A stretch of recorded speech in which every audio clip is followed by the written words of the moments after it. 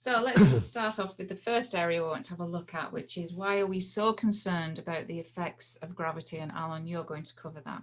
Okay. Well, one of the things we're constantly going on about is that if you've lost your primary alignment, gravity becomes a constant stressor. And really, all we do with core postural alignment is that we reduce that postural distortion, that loss of the primary alignment, that results in the gravity becoming a stressor. So if we can improve the primary alignment, we reduce the postural distortion, gravity doesn't affect us as one of the 16 classes of stressor. Phew. So why is that so important? Well, it's kind of the whole business of what we're doing. Let's just go to some physiology here. Now, in an ideal world, we'd all be living in a state of homeostasis, which means the internal parameters of the body are maintained with the least amount of effort. You know, the homeostatic parameters are the ones we don't really have conscious control over, things like blood pressure, blood sugar levels, partial pressure of oxygen in the blood, all these kind of things which need to vary from moment to moment, but are kept within their parameters by the normal functioning of the body. And when we are stressed by a particular stressor, we're moved out of homeostasis, and then all the functions of the body require much more energy to be maintained, because things are wildly changing and they need to be changed, and the set point is altered and then it's changed again, and it's a constant race to keep things going. So let's have a look at a stressor. Now we're going to look at a gravitational challenge, just because this is what we're particularly interested in. So the stressor comes along and it activates the general adaptation syndrome, which is, I suppose, the proper name for the stress response, developed by Hans Selye, a Hungarian endocrinologist working in Canada. Back in the 20s and 30s, I think he started working on this, and he split it into several stages. So the first stage is called the alarm reaction, and this is what people generally think of as the stress response. It initiates some sort of behavior like fight or flight or tend or befriend actions. It's designed to get you away from the stressor.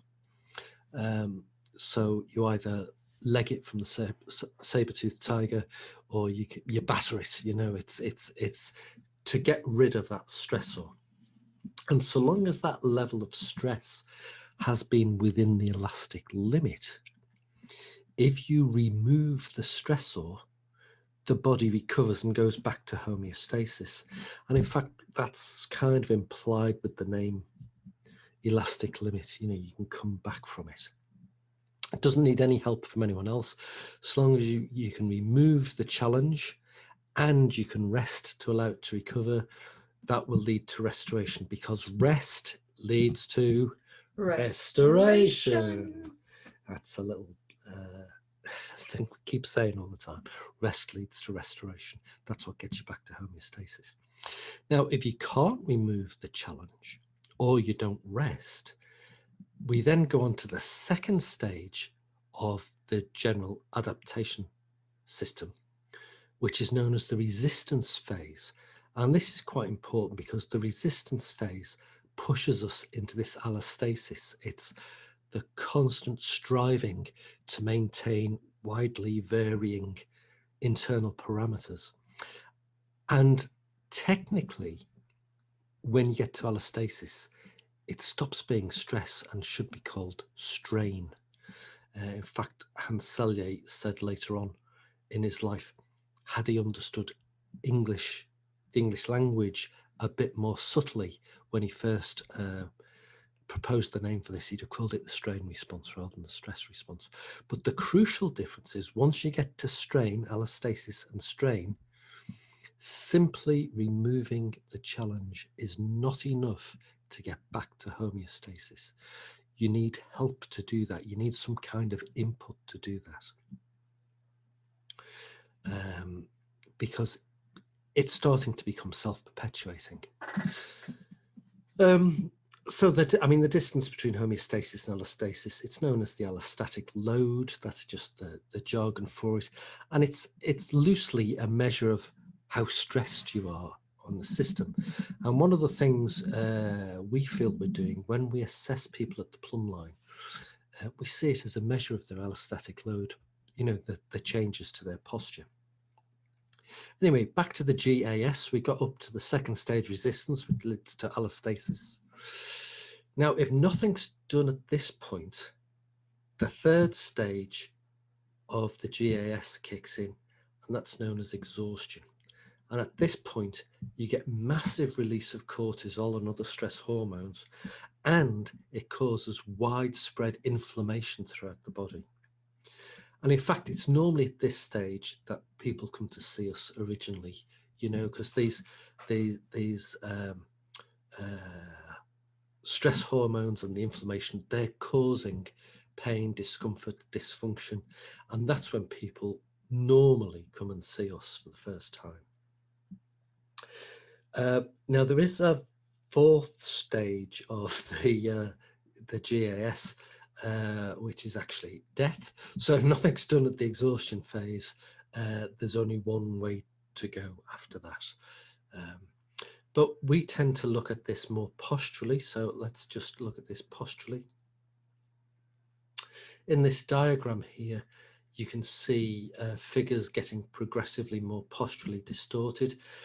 Doesn't necessarily have to be an age-related thing. I know this figure looks like an old person, but you see these changes in children and all people in between. And across the top there, you've got on the left, you've got normal, which is stress within the elastic limits. Then you get stress, which goes beyond the elastic limit and into strain. And then the strain becomes distortion. We were talking about allostasis before. What happens is strain leads to distortion, and this distortion itself causes more stress on the system, or more strain because you've already got the strain. And you get this strain, distortion, strain cycle, which almost perpetuates forever. Now, the extreme right-hand end of the diagram here, exhaustion and death, as long as people aren't at that very end point, we can help to move people back towards the left of this diagram, releasing some of their exhaustion, maybe improving their pain and disease status, hopefully improving their postural distortions, reducing the strain on the body, and maybe, who knows, even get them back into their elastic limit. However, if they've been experiencing this strain, distortion, strain cycle for a long time, you might never get them all the way back, just because life's assaults have become ingrained within their system. But for every little piece on that chart that we can move to the left, that will improve the quality of people's lives. And that's what we're aiming for, really, to get people as far to the left on that diagram as is possible for them. Phew, that was a rather involved answer. Do you want to? I don't think it was really, because normally we take about an hour to an hour and a half dealing with that. And I suppose if you think about this in a wellness sort of practice, people come, like you say, exhaustion or pain and disease, and then they receive several alignments and perhaps their pain eases. So they feel like, well, that's fine now, my pain's gone, so I'm going to wait for not come for a maintenance treatment. And then with time, they end up going further to the right again on this chart. So within a wellness practice, what we aim to do is to just slowly keep taking away the layers so that we can take people to the left of this chart. And sometimes we may use their camera on their phone to take some photographs so that they can actually see that change, because they find it very difficult to sort of know what we mean when we say, well, no, you're still distorted. Whereas if we can show them a picture, it can sort of be quite clear. So yeah, it can be used for your wellness practice. And also Hans Selye produced a great book, The Stress of Life. Selye, S-E-L-Y-L-E is you spell his last name. S-E-L-Y-E. S-E-L-Y-L-E, I think. No, Selye. Anyhow, it's something like that. The Stress of Life is the book, which he intended it to be a lay book, but actually it's quite detailed about the stress response. And an interesting read if you want to read something about the stress response and get to know it in a bit greater depth.